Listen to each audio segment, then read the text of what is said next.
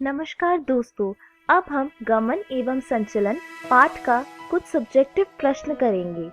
पहला प्रश्न, पेशी संकुचन के सी तंतु सिद्धांत को परिभाषित कीजिए। स्लाइडिंग फिलामेंट सिद्धांत मांसपेशियों के संकुचन की प्रक्रिया की व्याख्या करता है, जिसके दौरान पतले फिलामेंट मोटे फिलामेंट्स पर स्लाइड करते हैं, जो मायोफिब्रिल को छोटा करता है। प्रत्येक मांसपेशी फाइबर में एक वैकल्पिक प्रकाश और डार्क बैंड होता है, जिसमें एक विशेष सिकुड़ा हुआ प्रोटीन होता है, जिसे क्रमशः एक्टिन और मायोसिन कहा जाता है। एक्टिन के एक पतली सिकुड़ा हुआ प्रोटीन है जो लाइट बैंड में मौजूद होता है और इसे आई बैंड के रूप में जाना जाता है, जबकि मायोसिन डार्क बैंड में मौजूद एक मोटी सिकुड़ा हुआ प्रोटीन है और इसे ए बैंड के रूप में जाना जाता है। एक इलास्टिक फाइबर होता है जिसे जेड लाइन कहा जाता है, जो प्रत्येक आई बैंड को बाइसेक्ट करता है। पतले फिलामेंट को मजबूती से जेड लाइन पर ले जाया जाता है। मोटे फिलामेंट का मध्य भाग, जो पतले फिलामेंट द्वारा ओवरलैप नहीं किया जाता है, इसे एच जोन के रूप में जाना जाता है। मांसपेशियों के संकुचन के दौरान मायोसिन सिर या क्रॉस ब्रिज बनाता है, पतले फिलामेंट्स के निकट संपर्क में आते हैं। परिणाम स्वरूप पतले फिलामेंट्स को सर्कोमियर के बीच की ओर खींचता है। एक्टिन फिलामेंट से जुड़े जेड लाइन को भी सर्कोमियर को छोटा करने के लिए खींचा जाता है। इससे बैंड की लंबाई अपने मूल लंबाई के रूप में स्थिर रहती है और आई बैंड शॉर्ट और एच जोन गायब हो जाता है। दूसरा प्रश्न, अंतरंग पेशी क्या होते हैं?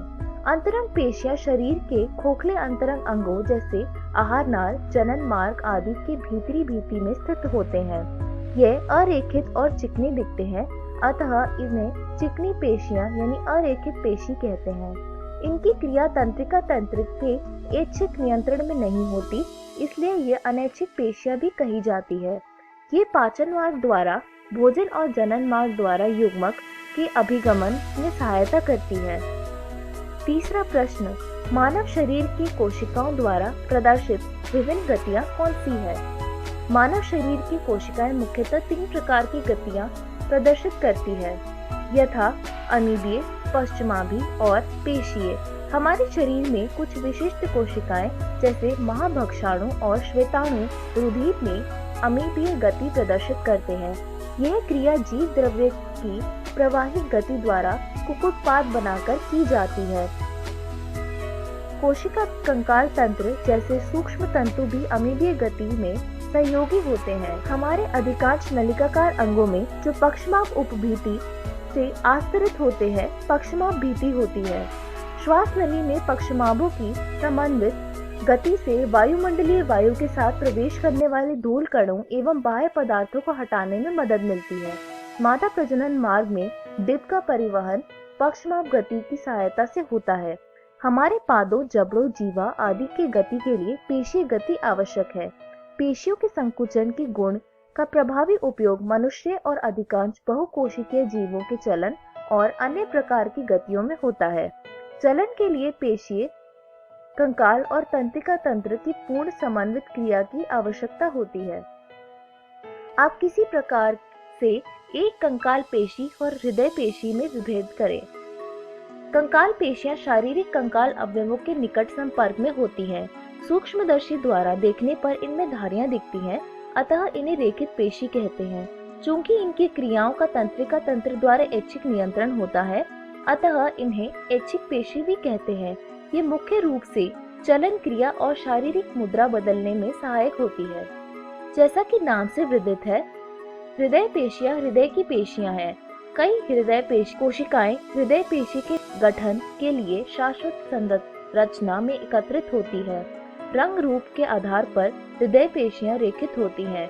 ये अनैच्छिक स्वभाव की होती है, क्योंकि तंत्रिका तंत्र इनकी क्रियाओं को सीधे नियंत्रित नहीं करता। पांचवा प्रश्न, पेशी संकुचन के प्रमुख चरणों का वर्णन कीजिए।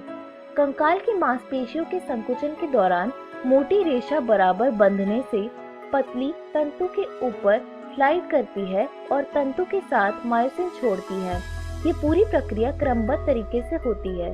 पहला चरण, मांसपेशियों के संकुचन को संकेतों द्वारा शुरू किया जाता है जो अक्ष तंतु के साथ यात्रा करते हैं और न्यूरोमस्कुलर जंक्शन या मोटर एंड प्लेट तक पहुंचते हैं। न्यूरोमस्कुलर जंक्शन एक न्यूरॉन और मांसपेशियों के फाइबर के सार्कोलेम के बीच एक जंक्शन है। नतीजन एसिटाइल कोलाइन सार्कोलेमा के एक एक्शन पोटेंशियल पैदा करके सिनेप्टिक फांक में छोड़ा जाता है।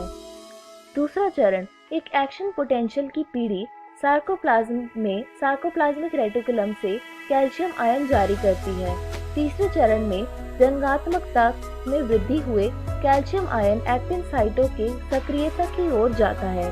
कैल्शियम आयन एक्टिन फिलामेंट पर ट्रोपोनिन से बंधते हैं और एक्टिन फिलामेंट के चारों ओर लिपटे ट्रोपोमाइसिन को हटा देते हैं। इसलिए सक्रिय एक्टिन साइटों को उजागर किया जाता है और इससे मायोसिन प्रमुखों को इस साइट से जुड़ने की अनुमति मिलती है।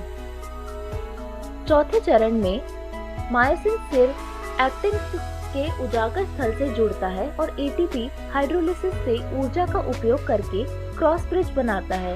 एक्टिन फिलामेंट्स खींचे जाते हैं, नतीजन एक एच जोन कम हो जाता है। यह एक स्तर पर है कि मांसपेशियों का संकुचन होता है।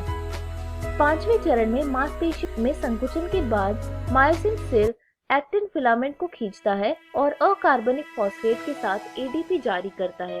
एटीपी अणु मायोसिन को बांधते और अलग करते हैं और क्रॉस ब्रिज टूट जाते हैं। छठे और आखिरी चरण में क्रॉस फूलों के गठन और टूटने की यह प्रक्रिया तब तक जारी रहती है जब तक उत्तेजना में गिरावट नहीं होती है, जिससे कैल्शियम में वृद्धि होती है। नतीजन कैल्शियम आयनों की एकाग्रता कम हो जाती है, जिससे एक्टिन फिलामेंट्स और मास्किंग किया जाता है और मांसपेशियों को आराम मिलता है। और इसी तरह हमने इस पाठ के सारे महत्वपूर्ण सब्जेक्टिव प्रश्न समाप्त किए।